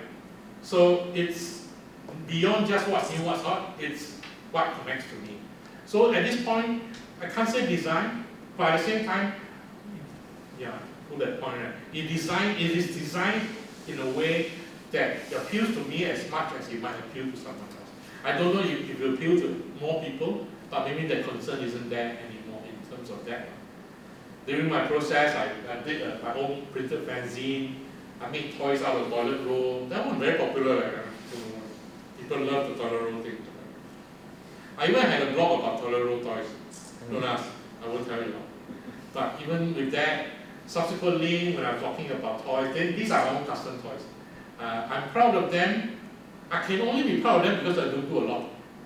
Because I don't do a lot, I'm precious. But having said that is, you got a chance to do, like a chance to show off here, I'm all good for it. Okay, this one is, at this point I have blogged for about 4 years, 5 years. This was 2009, 2010. I had a booth, one of my pride in my blogging days, my booth with SCGCC, ToyCon, 2009. Had a booth, I don't know why I could spend the money, but it's all PR. And I was flown to Thailand to cover the event. I was flown to Jakarta to cover the event to blog. At this point, I recognized the blog. At this point, 2010, I was no longer active in the film or media industry. I was focusing on my blog. At the same time, it was an active, very active separation of my past life, meaning design, and my current life, meaning toys. But if you look at my earlier blog posts, I do talk about my work. But just don't bitch about your work. You just show pictures, happy, innocuous. Now I take pictures because I posted in the past. But I actively kept both apart. Because part of the fear is I want to have something of my own, but at the same time, I don't want to be judged. Having said that, I also recognize at this point, I ain't going to be earning big bucks. Nobody's going to pay me to blog. But be able to be flown overseas, to be housed, to cover an event, okay, it's a good compromise. I get to be flown overseas, got a chance. This happened, these two events happened within the span of a month. Flown to Thailand first, then to Jakarta. All of this, to me, is what I felt was the pinnacle. That's it. Then until, this one is the show, this one is the drama. October 2010. At that point, before Marie Kondo became famous, I was Marie Kondo in my room. This wasn't the picture, this is the day before. Not before, a few years before. But I was packing my room filled with toys. Yes, don't have many toys. So my bed was filled with toys. So I was sleeping on a 1-inch mattress. Nice again. 1-inch mattress. Sorry, because she's my priority classmate. Anyway, 1-inch mattress on the living room floor for a week. That time my late dad was still alive and my sister was alive. On this particular moment, 25th, 20th, I felt a headache. What I did not show here, which I edited out, was me with 2 jugs of A&W root beer float. Having 10 years not had root beer float in Singapore, having in Jakarta, where I got video, very sad. Got video drinking root beer float, waffle. So all the good life was sweet, whatever. Late nights. I remember blogging. My blogging for the past 5 years then was based on US time. Meaning I start about 12 at night, 11. Then I know when to stop when the neighborhood across the street is a secondary school. When the, what's the thing called? National anthem played. So 7, more time to sleep. That's my alarm clock. Even though the window at the side, I'm staring into the screen. My world is in front of the screen, my means on sense. So I did that for many years. So without a doubt, all that pushed me to what is the drama moment. Okay. For those who don't know, I had a stroke in 2010. What the stroke left me, it was because of diabetes, high blood pressure, high cholesterol, hypertension, what they say the 4 deadly. So what happened was the blood vessel was clogged. There are 2 types of stroke with the blood vessel, one of medical talk. 2 types of clogs, one is the burst, that one, jalan. Mine was the clog, which means take medication and hopefully solve. But at that point in time, I was not temporarily paralyzed. So it's like this. You know when young you feel fun, but when you're actually like that, it's not funny. So I was stroked, half gone, my throat was, I remember saying before, my mouth was saying it literally like for the first few days. I was like, my hair was up in my waist for Pete's sake. After NS, can leave home hair. And I remember very clearly, and I'm sorry to say for those people who don't know, being bathed by nurses, nice porn image. But when I'm there, it's not a great feeling. It was now I laugh about it because my hair was so long, right? They tried to bathe me was a pain. Because then they braided my hair. They had to braid my hair. Thank goodness got pictures and thank goodness my sister take. Then me and my braided hair, after the nurses were nice to braid my hair, so they could easily sponge back me. So I couldn't go to the toilet by myself, I couldn't walk, I had to relearn to walk. I spent 1 month in the acute stroke ward. I think it was here. Good food, bring my mom laksa. Then another one in the St. Andrew's Community Hospital where I relearned to walk. At that point in time, of course, without going further, all these past 8 years I've been telling my stroke stories to everybody, even to taxi uncles, I feel very sick. But the reality was, at the end of the day, incapacitated. At one point I remember, because on my right side, my master hand, and I remember at one point, there was an in-house psychiatrist, pretty girl. I was a sucker for pretty girl. Come talk to me. Mr. Heng, I want to talk to you about your arm. Then my mind, I don't sound me crap. But because she's pretty, I listen. Then she gave me a piece of paper and a pen. asked me to draw something on my master hand, but my hand was like that. I was like, you stupid bitch. Sorry, pardon my friend. You stupid girl, cannot. But when I tried to draw, then I remembered, yeah, I wanted to draw comics when I was young. I've forgotten all about it. Because in the process of earning money, design, selfish gains, I forgot about what my dream was to draw comics. Even though in the middle I draw for fun, but it was, you don't think about it now, you just draw for fun now. At that point when I was drawing, by the way, I still got a picture somewhere. Thank goodness it's not here, otherwise I got no time. But I drew it, I remember, yeah, I wanted to draw. But the drawings also different, the styles also different. But at the same time, embrace what I had, moving from stroke, so not too much stroke stories. Stroke. I got toys, people sent me toys when I was in stroke. The funny thing was, because I had a blog, the first thing I did, my mom, I could talk after a few days, thank goodness. Because I now can talk and talk. Then when I could start moving a little bit, first thing I asked my sister was, can bring your laptop? I need to blog. And tell people say I got stroke. You all don't wait for me lah. And that's what I did. This blog, I remember my sister saying, I cannot remember, it took me a very long time. Because my eye, you see this, not because I'm blind, because one of the stroke results is double vision. In the past, when you cross your eye, very funny. That's how I look at things all the time now. It affected my eyesight. It used to be double vision like this, which is crap. So people say you drunk, you walk a straight line, say I can see two lines. So now in theory, I see double of the people, and it feels good because a lot of people, but at the same time, it lasts. So this blocks my eyesight to a certain degree. It's funny because if you look back, it used to block here. Because the logic was to switch, but I never switched up. So after 8 years now, lazy eye. So with this, I only got this from 2 years ago after watching Kingsman. The movie Kingsman, where one of the characters painted this. It didn't dawn on me because I used to wear eye patch. I still do wear an eye patch. It's more comfortable. But then at the same time, I recognize people will give me wearing an eye patch a pass more than I wear a pair of glasses with no lens. But at the same time, yeah, it's my life, more comfortable like that. Having said that, this was me trying to blog. Now that I talk to you, then I recognize I never come back. Then blog. And because of that, because I have the logic, the sense of blogging, I actually start, I have a stroke blog. See, blog about stroke. I have learned through blogging all these years to not just talk about what toys are new, what toys are hot, but also what I like about the toys. Why I like this toy. Why I like this particular thing because of my past. I was able to talk about anime, which I love. I can talk about movies, which I like. And I've learned not to badmouth so much, but I can share what I like. And that's the geek aspect. Whether or not I have, maybe in the past there's feedback, but now maybe there's not, I count number of readers, okay, let's close the feedback as I can get. But at the same time, the rationale of having a blog, I've been trying to convince my mom and dad to blog for years, only to share their experiences of what they know. Because if they don't say it, if they don't share it, even right now we just look at old photographs and that's it. What happened? I can't remember. So it's a bit lost. Blogging for me becomes a by default chance to share. But at the same time, yeah, I cannot deny. I say this because just 2 days ago as I was digging for my old photos, I found my own diary. It's like a diary, Pinocchio. It was a shared diary with my dad's ex-girlfriend. Very sad. Then it's all my entries only now, very sad. But at the same time, a diary. So the writing aspect is something from my past, even not because I draw comic books, it's because, people like to talk, like to share. I look back at my old writings, right? Because young can write a lot of, even whatever I write now on the blog, now I call my life pre-stroke, post-stroke. Whatever I write before stroke, there's a certain verb, there's a certain joy or emotionalness. But after stroke, so different now.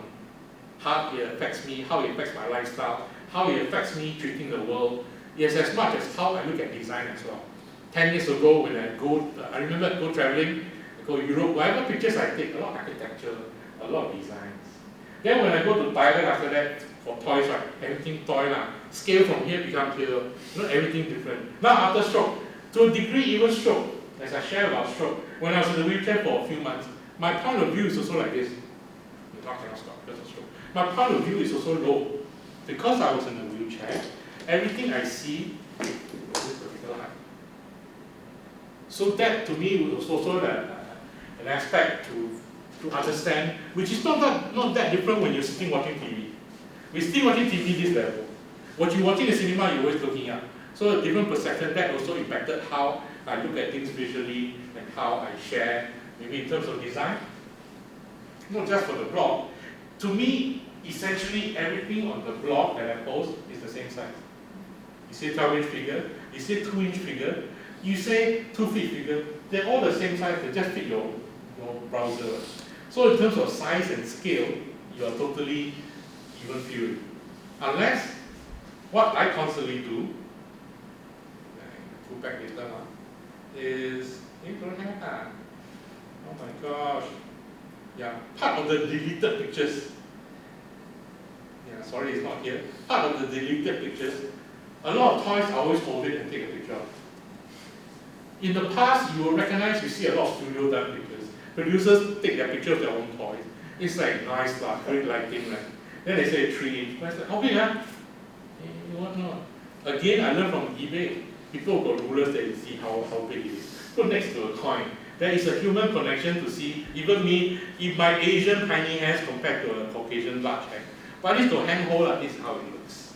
So even if I color filter, I feel super bright, then my shade becomes so light, then you can see. So visually, there's a clearer communication of item size. To me, that makes sense. Even for me, as I collect toys, now not everybody goes online and buy.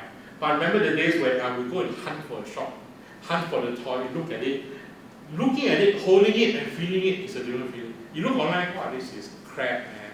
Who will produce this? Next thing you know, cute.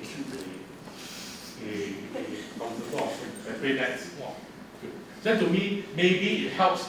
Not say it helps.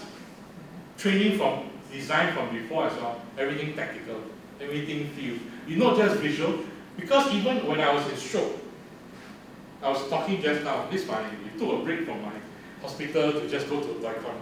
We told the doctors then, or homestay, go home for the weekend and take a break from hospital. But in fact, everybody helped push me to the Toy Con and Suntec City. Then I go, don't say. Now I can show picture because I leave already. My nurses will scold me. But we went, I remember Kelvin, he was my classmate in Baroli. Went there, and the reception I got, because of people knowing my blog, helped me as well beyond my friends and family who came. Then it's okay, then not just say word blogging, it might not be fair, but it's also not wrong.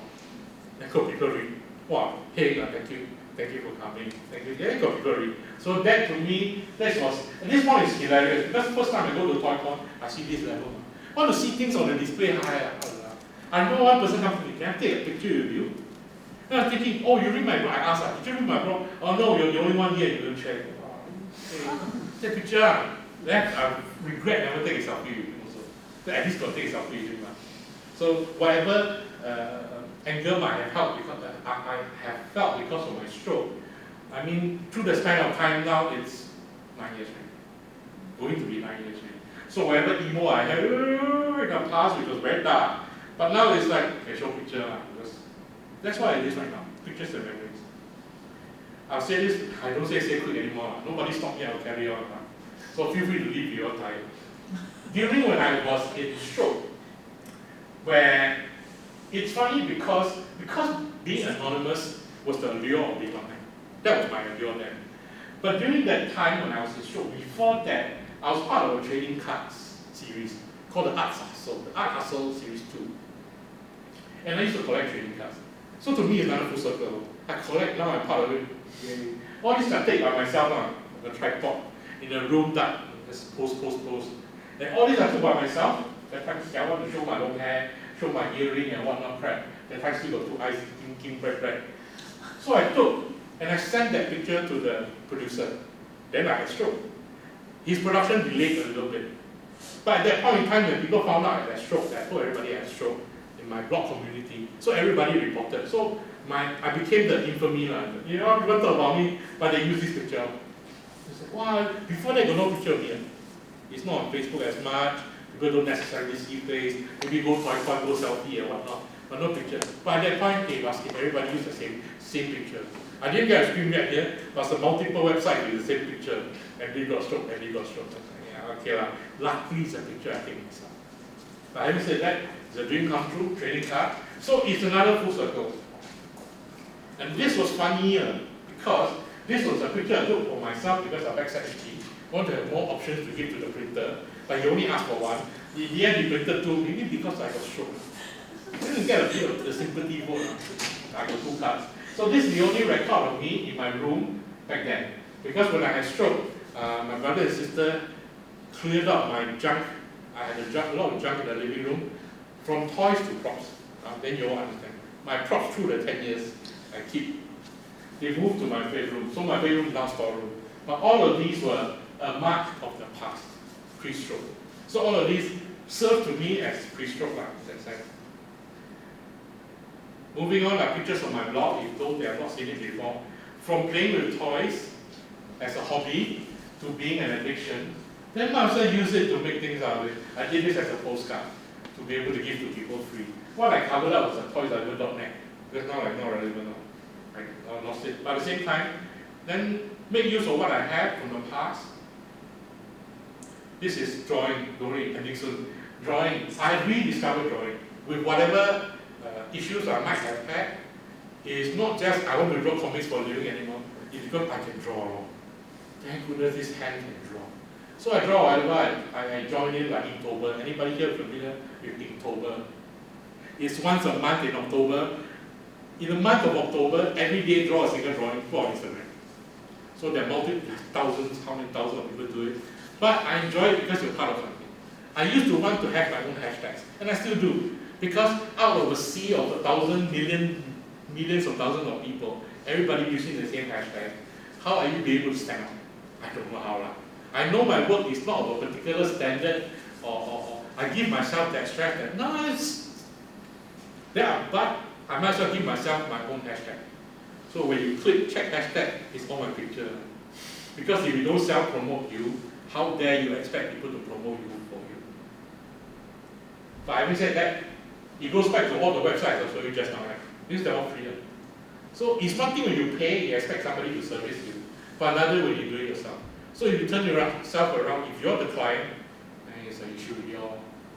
So in this context, I can recognize it's all a very selfish inner thing, that I choose to do this because I only answer to myself. So I openly admit that. So sketches that I did, now I have people on my face, put sketches, these are all the sketches I did for October.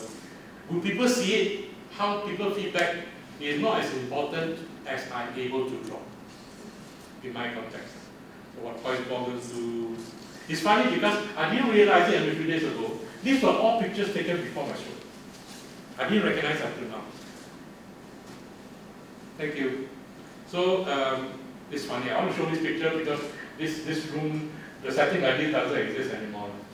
Because of whatever things has happened. I won Best Blog in 2011 for my blog, for the Designing Toy Awards, which I've always felt. Remember when I talked about I won the Best of Class, all young designers, I always felt it was lucky. I won this, back then it was the inaugural, first ever. And when people vote, they can say the reason why. They can say the reason in their vote.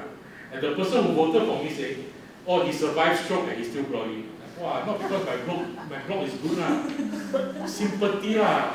Okay. Walao eh. Hey, it bugged me for a few years. It's like, oh Lord, this pay. But at the same time, now it reached a point because old already. Wow, hey, got a vote. Thank goodness for the bugger and the sympathy. I got a trophy that's tarnished. But got trophy. I don't take a lot of pictures of the trophy because it's tarnished. So it goes back to the design of whoever made it, you can see here the gold all tarnished already. It's like, I also don't want to sabo people wrong. Show, this is your thing, it's tarnished.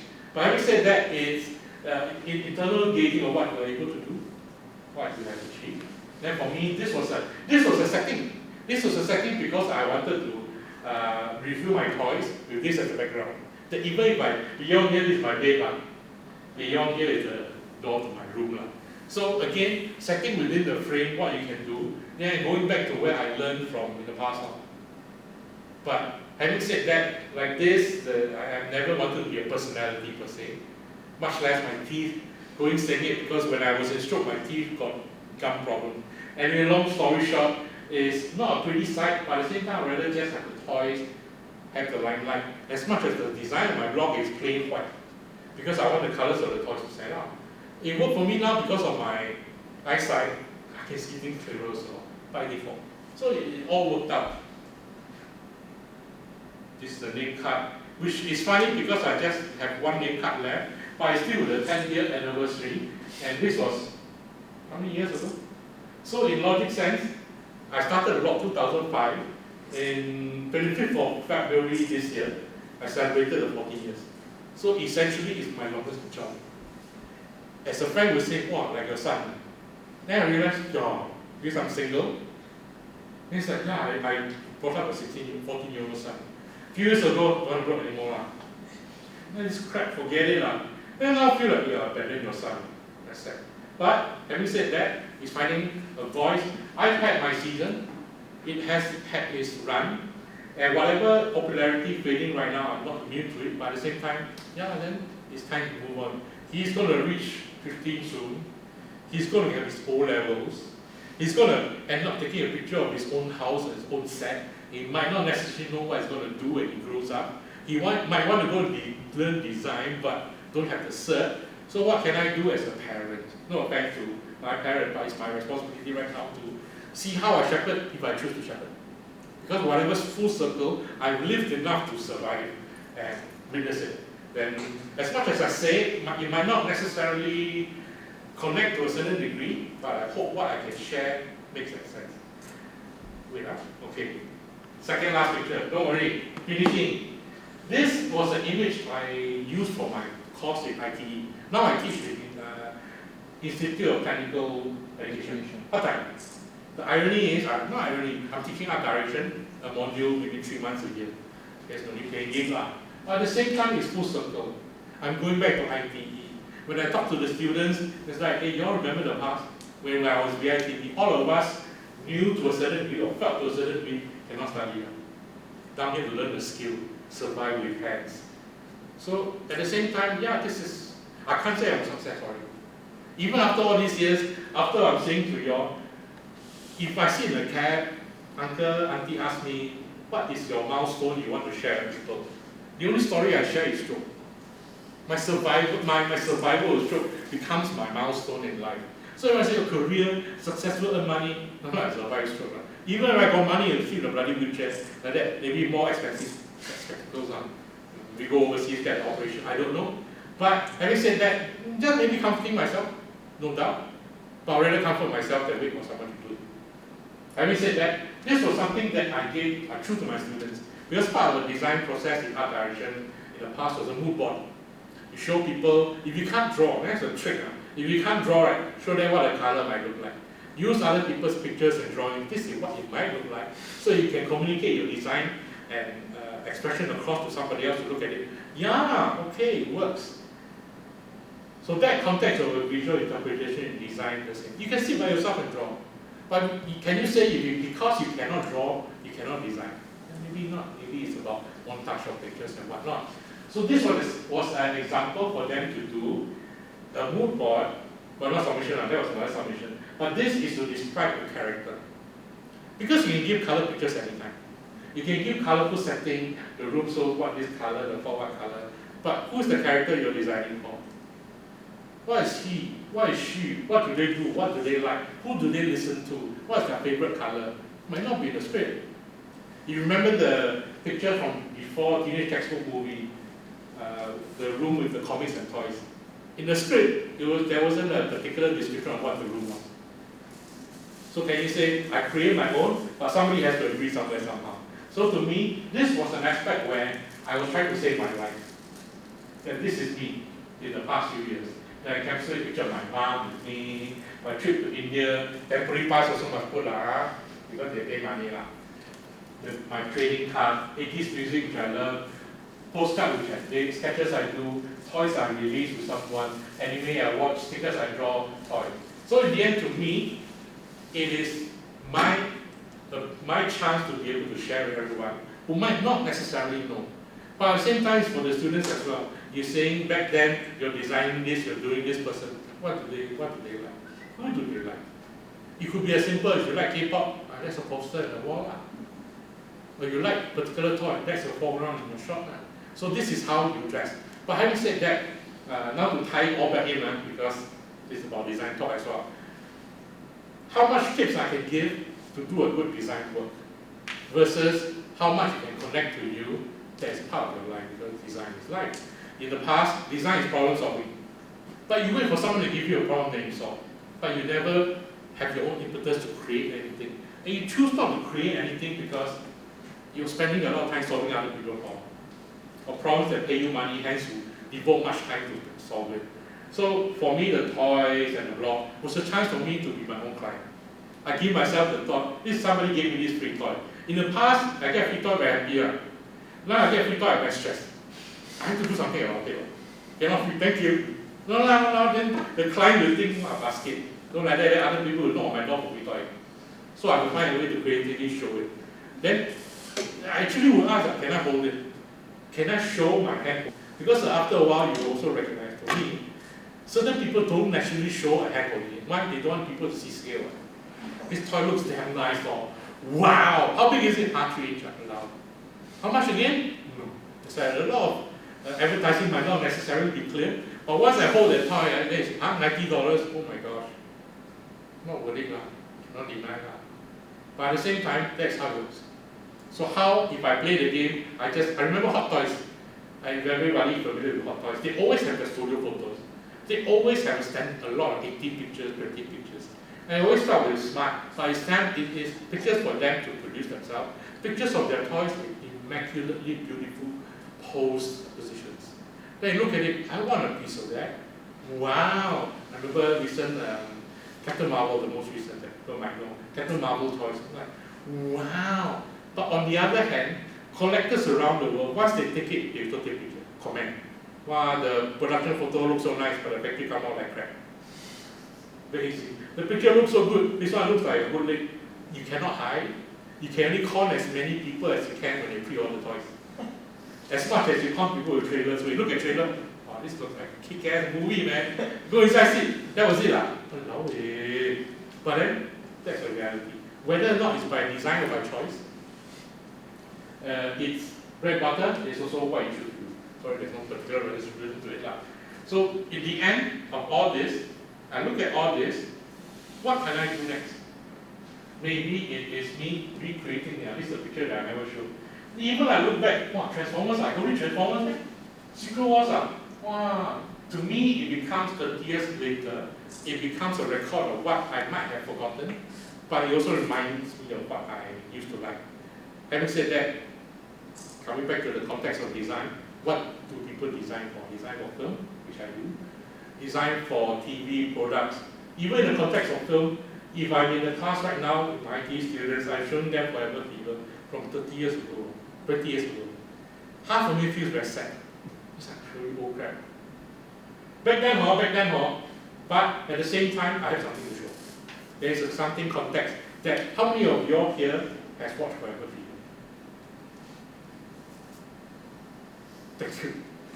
But at the same time, that no longer becomes an ego issue. It becomes, oh, good, I have a chance, then you can watch. Because if I don't know, if I don't tell you about it, you might not have a chance to watch. Same as toys. If I don't blog about this toy, that toy, you can read it from somewhere else, maybe, but then you won't know what exists outside. As I tell a lot of my artists as well, you need to let me know what you have, that I can talk about it. Because if I don't know what you have, I can't tell anybody, I cannot tell anybody else what you have, because I don't get it doesn't mean that connection isn't necessarily there.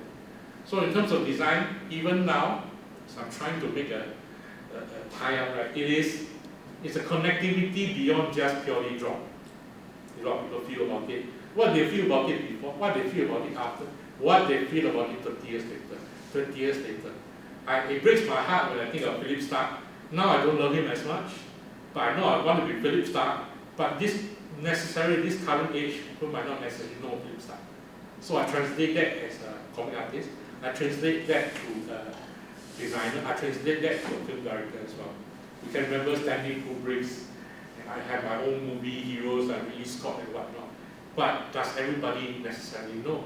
But it doesn't mean everybody is less of it or less for it. It just means you've got more chance to see that. I will not say how to see it, but you've got more chance and more things to see. Does it make sense? Thank you for listening. I keep on saying very quick, right? So 1 hour later, I said, I'll leave this open to anyone. Does anybody have any questions? Not really. Because nobody's switching on the aircon and lights, so I still carry on. Even in school, by the time finish up techniques, okay, I get it. Any questions for everyone? No. Thank goodness it's only 60 over slide. 90 slide, and then tomorrow, Sunday, we go breakfast together. Any questions?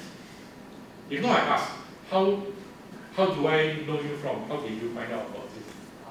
My family runs Delta Economics. Sorry? Delta Economics. Oh, nice! Hi, Andy. Very fast. Sorry. Nice. So you knew about this because of the blog? Who knew about this because of the blog? Instagram. Who knew about this from my film days? I keep looking at you lah, basket. Basket. Personal invite can. No. Yeah, That's a nice way to put it. Mom and brother. Yourself, student here? Yeah, like joking. Why am I sitting here, basket? No bad. Yourself? I'm a student here, so there was an announcement about the showcase. Oh, nice. So Thank you. So I have no clue who I am. No, sorry. No, it's fine. You reach a point where this is very, I don't know what's the word, I try not to use wrong words. It's like after a while going to toy conventions where people might recognize me for my eye patch, that I suddenly feel the stress of like, hey, hi, hey, look at my things. I don't look at your things, it's crap. But I don't want to feel like that. I just want to go and enjoy until I reach a point where I want to cosplay like somebody else and nobody can see me, like a mascot. Not that I know or I think I'm a personality enough for people to, not at all. But just want to enjoy. It was funny because last year I went to ToyCon with my own money. I didn't ask for free pass. Then after that, I regret and basket with my own money. But at the same time, it's then the habit kicks in. After 14 years of blogging and seeing toys, take pictures and coverage for it. Then, but that year I choose not to. I asked somebody else to take picture for me. At the end of the convention finish, hey, you got the pictures, how are you going to pass to me? Oh, I didn't take. So now I got an empty year of no coverage. But having said that, again, then take some pictures. Lucky I took pictures with friends, selfie. And people, right now, they are able to take pictures of their own products. I can embed your Instagram pictures. They end up doing coverage, a documentary and all that. So it's helpful because people are giving themselves a chance to be talked about. It's the same I feel for even movies in the past, where I felt independent movies in the past. When they do independent movies, they say no budget. Yeah, we all understand. But then you don't promote your movie, people won't know you exist. You promote within your circle, then it's like, eh. Then of course your kaki will come and see but that's it. But even now, I'm happy to see a lot of Instagrams or whatnot to promote their stuff a bit more. Because it's like me getting free website. Free. But you need that effort to do. I can say all this. I can blog about all this, right? I can stand here and talk about all this because I have no particular commitment. I'm not married. I don't have kids. So I can ramble on like a dream. But at the same time, I got kids. I got time to do this. Siao. Not Saturday daycare or something. Then Sunday tomorrow, go where to eat. Without a doubt, I look at my friends who are married. That is the understandable thing. For time every day, Instagram. Just now on Instagram, the corridor to my mom. I say Instagram, this is how it looks like. And you think, this kind of thing is so cool. But then it is content. You're creating content for people to see, want to see more. Whether or not it's designed, sorry I'm rambling. Whether or not it's designed, or it is a conscious effort to let people know you exist, be it from a design viewpoint. I used to say this, and I still think now, in school, there's no point you being the best illustrator that you are, but nobody knows you exist. I can draw something fantastic. I look at my old sketchbooks, I look at it, wow, nice, so what? I myself see only. I have a whole bunch of drawings in the past, which once I started online, I did not post, because I don't want people to copy my designs. Does that make sense? Yes.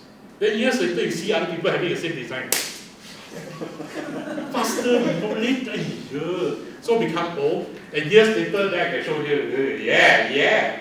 But it becomes an afterthought because it's so easy now to copy. We joke about in the film industry. We joke about if once your movie is being bootlegged, that means it's succeeded. And I always believe it as well, because bootleggers want to earn money, right? They're not going to stupid to spend effort and time to bootleg something that doesn't earn money. So when my third movie, Street Angels, got a bootleg, I'm like, can earn money, man? Sure no. In my heart, why you bootleg yourself? But at the same time, at least got bootleg. I got a copy, even though I cannot watch it now, because no VCD player, but at least got. Or even Teenage Sex Food, we're talking about, what I have is a VHS. My VCD, very stupid, I sent to someone, I don't have that. But having said that, then these are ending up being records of what we have. So wherever design, wherever, I can speak to you directly because I know you're artists, you're creating your works, you're doing media. So if there's a direct correlation, archiving from what I have right now, showing you pictures from 30 years ago that I struggle to find. That's in print format. That people don't do print format anymore. That my mom also in the WhatsApp a lot of pictures, and me trying to clear, but even finding in my pictures, the old pictures that is digital, also one way blood. Because I keep everything. Then from 2 years ago, it's, oh my God, every day Instagram lah. Instagram lah, find picture lah, name label lah. Even all my pictures on my blog is a name. All my pictures that I post has a name. Because the world is run by name search, by hashtags. So whatever you search, they're not going to find IMG-7729. No, they're going to know that particular word that works. So in that context is what I learned from blog that translates to whatever you do. People don't see it, they don't know it exists. Word of mouth in a technical age. But that is just my overall commentary. Having said that, thank you for listening. Any questions? Oh yeah, got, sorry. I forgot the last slide. See, that's why I cannot make it. Must promote. This one I last minute do this morning, I forget. So I always suck at self-promoting. But at the same time, having with all this, it's also that, oh you see, my study for the last 9 is wrong. Popcorn X. It's my film blog. So even I also spoil. But at the same time, if I don't show this, after this talk, what are you talking about? Those who know my blog, fair enough, thank you. Those who don't know what I did before, maybe a bit of a hassle. Now that I put on my Instagram, in the past I totally separate my film and live before in media because I don't want to be judged. But then again, yeah, just maybe after surviving stroke, judge what? Sit in the chair, judge what? Hair tied in the brain, judge what? No. So judge me for what I am. Thank you for listening. Have a good weekend. Thank you very much.